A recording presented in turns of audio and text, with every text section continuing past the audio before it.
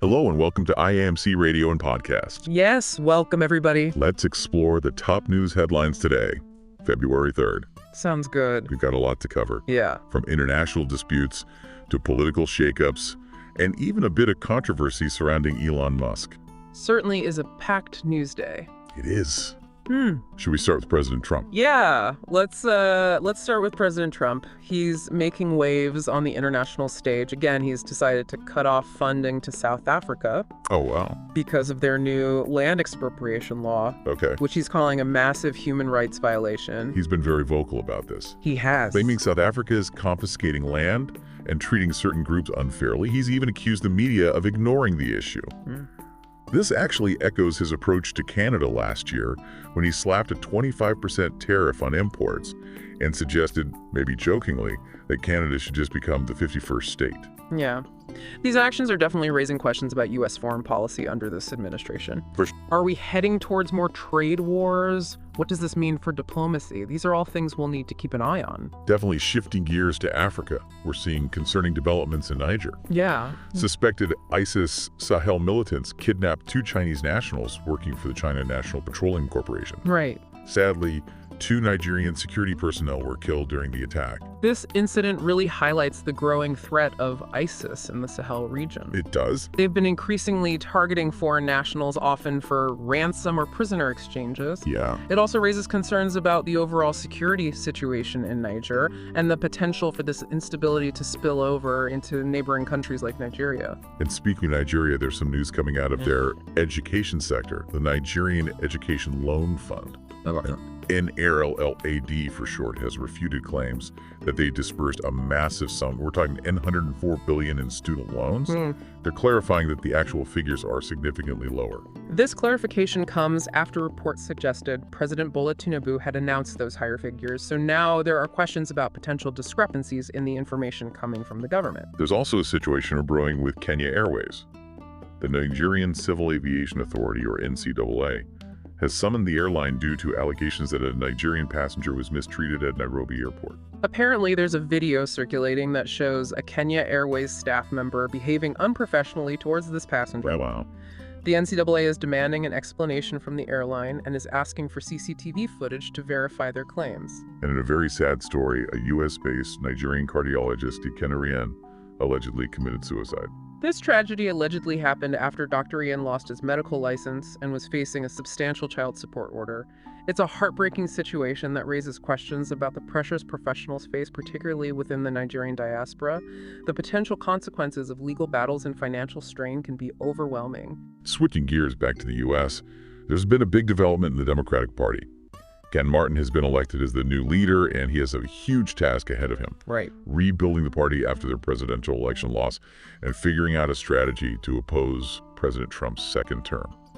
Martin has been emphasizing the need to reconnect with blue-collar voters and to expand the party's reach across all 50 states. There's a sense of urgency within the party to adapt to the changing political landscape, particularly the rise of right-wing media, and the need to connect with voters in new and innovative ways. And finally, we're seeing some controversy surrounding USAID testing. Elon Musk made a rather shocking statement calling USAID a criminal organization and advocating for its shutdown. He even claimed he's discussed this with President Trump, who supposedly agrees with him. This comes at a time when the Trump administration has frozen almost all new funding for foreign aid programs, which has humanitarian organizations worried about potential global instability and loss of life. Adding to the intrigue, there are reports of senior USAID officials being put on leave after resisting attempts by the Department of Government Efficiency, known as DOGE, to access agency systems. This situation is definitely raising eyebrows. It makes you wonder about potential internal conflicts and what exactly President Trump's intentions are towards USA. This is something we'll need to follow closely. It's a complicated situation with a lot at stake. Yeah. On one hand, you have the Trump administration's goal of cutting government spending and eliminating what they see as corruption or waste. But on the other hand, There are concerns that suddenly cutting off aid could destabilize entire regions, create power vacuums, and ultimately harm the very people USAID is supposed to help. Exactly. And Musk's involvement adds another layer of complexity. Yeah. His claim that USAID is a criminal organization is quite inflammatory. It is. And it makes you question his motives and how much influence he really has on policy decisions. It's also worth noting that this controversy is happening while the U.S. is facing criticism for its handling of various international issues, including trade disputes, military interventions, and its stance on climate change. That's right. The actions of the U.S. government on the global stage have a ripple effect. They do. And these recent developments are being closely watched by both allies and adversaries. So what does all of this mean? Well, for starters, it suggests a potential shift in U.S. foreign policy under the Trump administration. Possibly. One that leans towards a more isolationist approach and a reduction in foreign aid spending. It also raises questions about the future of USAID and its role in promoting development and humanitarian assistance around the world.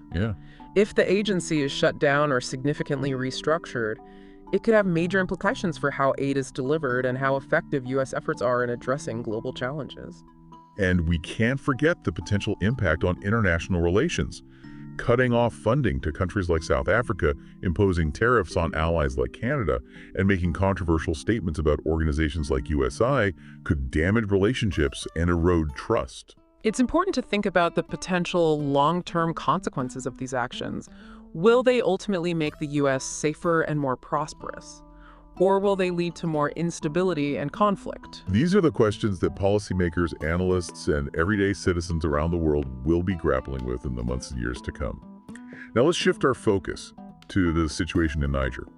The kidnapping of the Chinese nationals really underscores the growing reach and boldness of ISIS Sahel. It's a sobering reminder of the dangers faced by those working in volatile regions and the complex security challenges that governments are struggling to address. The fact that this attack took place in Agadez, a city that's a major transit point for migrants and traders, raises concerns about potential disruptions to economic activity and the movement of people. It also highlights the need for greater cooperation among nations to combat terrorism and address the root causes of instability in these regions. And speaking of cooperation, the incident involving Kenya Airways and the Nigerian passenger at Nairobi Airport brings to light the challenges of international travel and the importance of clear communication and respectful treatment of passengers. It's a reminder that cultural differences, language barriers, and bureaucratic hurdles can sometimes lead to misunderstandings and escalate tensions even in seemingly ordinary situations. The video footage of the incident has sparked outrage on social media, with many people condemning the behavior of the Kenya Airways staff member. The Nigerian Civil Aviation Authority is taking the matter very seriously and is demanding answers from the airline. This incident could have implications for Kenya Airways' reputation and its relationship with Nigeria going forward. It also highlights the need for airlines to provide better training to their staff on how to handle sensitive situations and interact with passengers from diverse backgrounds in a professional and courteous manner. Moving on to the news from Nigeria. The clarification from NLLFND regarding the student loan disbursements raises questions about the accuracy of information coming from government officials. It's crucial for governments to be transparent and accountable in their handling of public funds, especially when it comes to programs designed to help the most vulnerable members of society. The discrepancy in the figures reported for the student loan program points to the need for greater scrutiny and oversight to ensure that funds are being used effectively and efficiently.